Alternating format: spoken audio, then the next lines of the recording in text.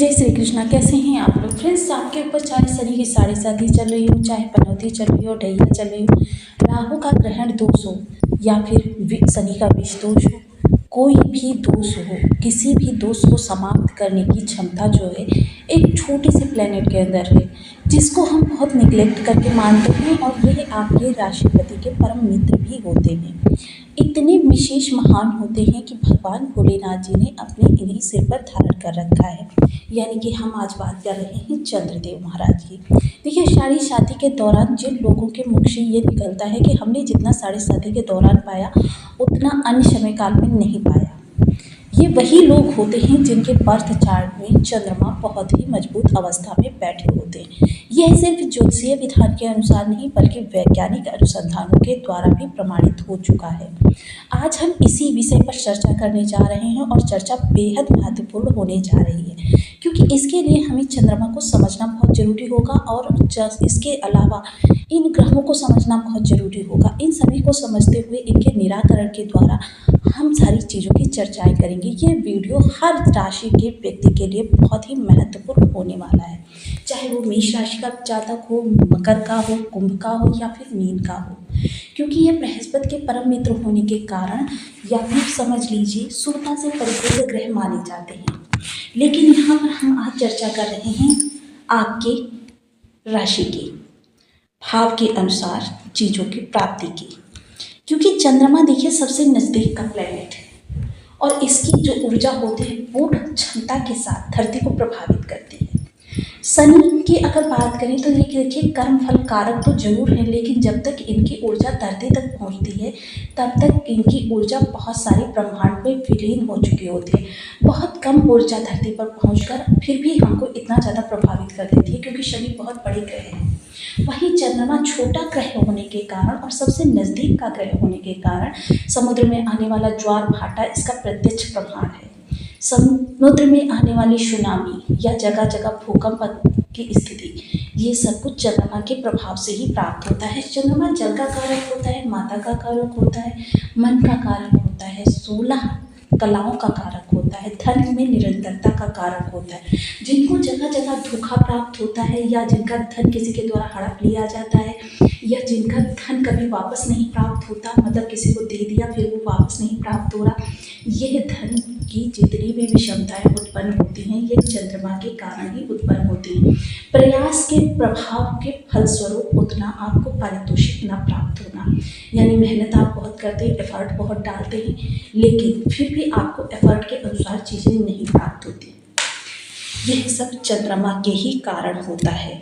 आज हम चर्चा कर रहे हैं मीन राशि की, तो यदि आपके लग्न में 12 नंबर बना हुआ है तो ये राशिफल आपके लिए, कहीं भी कुंडली में चंद्रमा के साथ 12 नंबर बना हुआ है तो ये राशिफल आपके लिए है। कुंडली ना होने की स्थिति में आप इसी नाम राशि के लिए देख सकते हैं।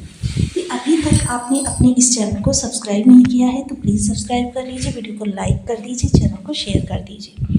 इससे होकर क्या ये हमारे आने वाले हर वीडियो की नोटिफिकेशन मिल सकेगी आपको सबसे पहले।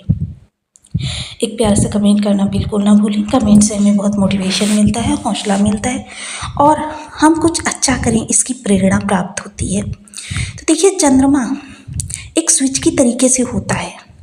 जैसे अगर स्विच आपका अच्छा है, उपकरण अच्छा है, तब फिर आपके लिए उसमें कहीं रोक टोक बिना बाधा के आपको उसकी जो सेवा है बहुत अच्छी प्राप्त होगी। लेकिन अगर उपकरण आपका बहुत अच्छा है, स्विच खराब है, तो फिर क्या होगा कि उस उपकरण से आपको किसी भी प्रकार से कोई सेवा नहीं प्राप्त हो पाएगी।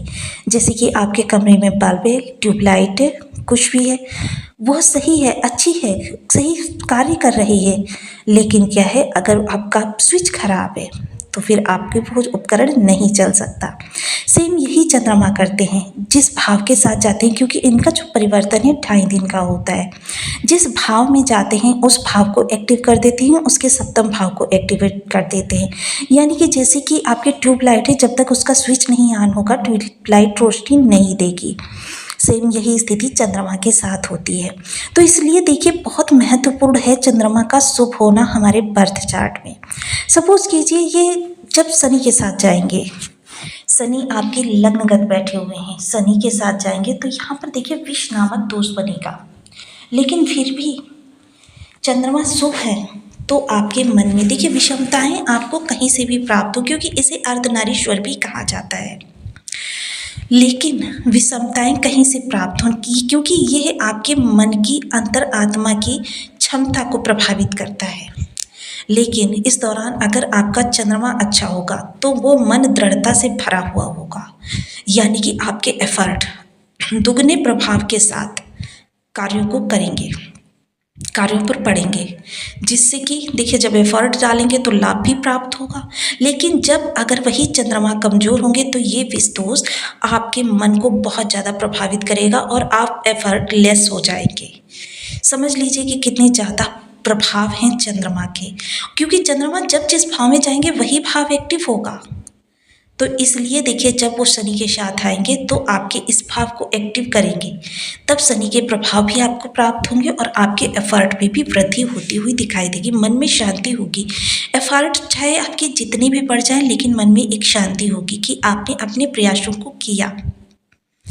वहीं आप थोड़ा सा स्वयं के बारे में सोचेंगे, क्योंकि मोस्टली लोग क्या होते हैं अपनी जिम्मेदारियों का निर्वहन करते हुए, अपने पारिवारिक दायित्वों को निभाते हुए अपने बारे में सोचना भूल जाते हैं।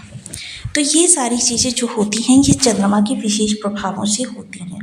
वहीं चंद्रमा जब जाएंगे राहु के साथ तो यहाँ पर देखिए ग्रहण नामक दोष बनेगा।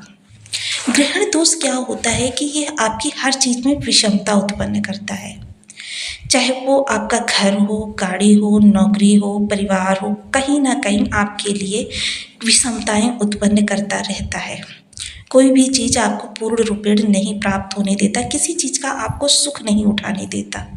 लेकिन जब चंद्रमा होंगे, सुख के कारक ही हैं चंद्रमा, तो क्या होगा, राहु की निगेटिविटी छीड़ हो जाएगी और चंद्रमा की शुभता बढ़ जाएगी, जिससे कि यहाँ पर आपके लिए शुभ चीज़ें निकल कर आएंगी। और अगर सपोज कीजिए इसका विपरीत, यानी राहु बहुत अच्छे हैं और चंद्रमा खराब है, तब क्या होगा, तब आपकी जो चीज़ें हैं वो तो सही होंगी, अचानक वाले प्रभाव भी आपको प्राप्त होंगे, लेकिन उन चीज़ों में धोखा, आपकी हड़पना, कोई ना कोई किसी ना किसी स्वार्थ से आपको बेवकूफ़ बनाने का प्रयास करेगा, यानी कि किसी ना किसी तरीके से उन चीज़ों के जाने की संभावना भी बनी रहेगी।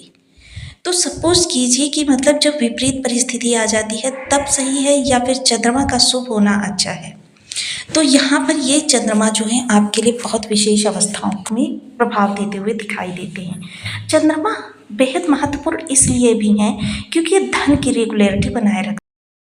अगर आपके जीवन में धन के रास्ते खुलते हैं, हालांकि वो खोलने का कार्य कोई अन्य ग्रह भी कर सकता है, लेकिन उस रास्ते को बनाए रखना ये कार्य होता है चंद्रमा का, कि वो रास्ता आपका सदा बने रहे, आप उस मार्ग पर चलते रहें और उसमें वृद्धि प्राप्त करते रहें। तो इसलिए देखिए चंद्रमा को शुभ रखना बहुत जरूरी है। चंद्रमा ही एकमात्र ग्रह हैं जो ग्रहों के निगेटिविटी से आपकी रक्षा कर सकते हैं।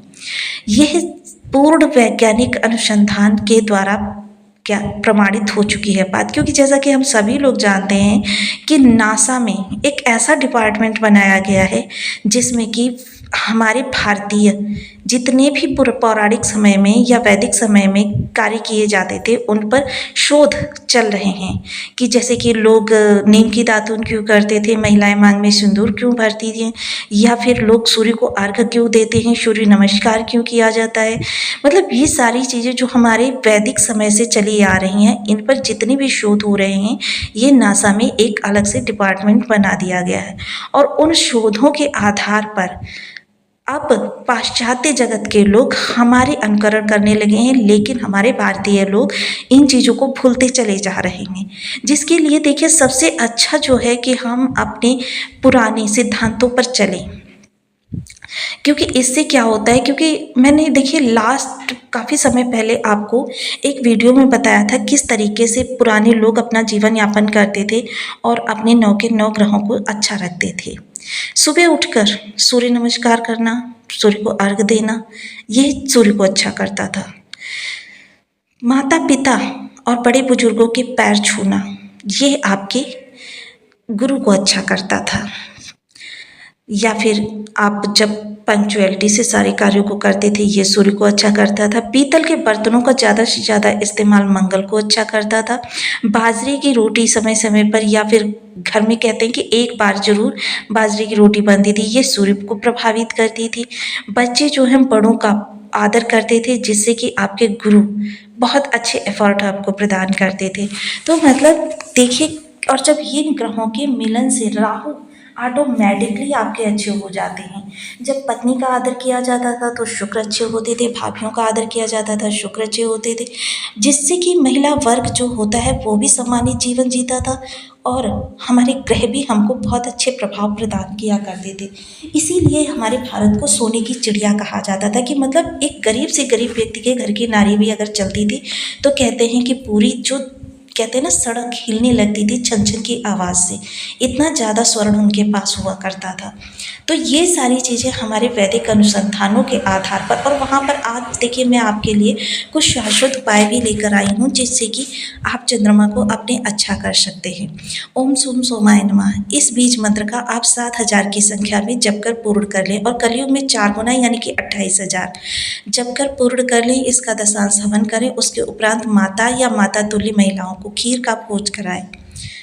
आपको चंद्रमा के बहुत अच्छे प्रभाव प्राप्त होंगे। पलाश की लकड़ी जिससे कि नित्य प्रति हाविष्य करना, पंच आहुति देना, उसे हाविष्य कहते हैं, यह आपके चंद्रमा को बहुत मजबूत करेगा। इसके अतिरिक्त सफ़ेद रंग की वस्तुओं का दान करना, सफ़ेद चावल हो गया, दूध हो गया या खीर हो गया, सफ़ेद कपड़ा हो गया, तो इन चीज़ों का दान करना आपके चंद्रमा को बहुत मजबूत बना देगा। जितना ज़्यादा आप सात्विक रहेंगे, संगीत का प्रेमी होंगे, क्रिएटिविटी आपकी बहुत बढ़ेगी, उतना ज़्यादा आपके लिए चंद्रमा प्रभाव। माता को एक चांदी का ग्लास ले लीजिए, उसमें केसर मिश्रित दूध नित्य प्रति पिलाइए, 43 डेज ऐसा कीजिए, चंद्रमा की बहुत अच्छी प्रभाव प्राप्त।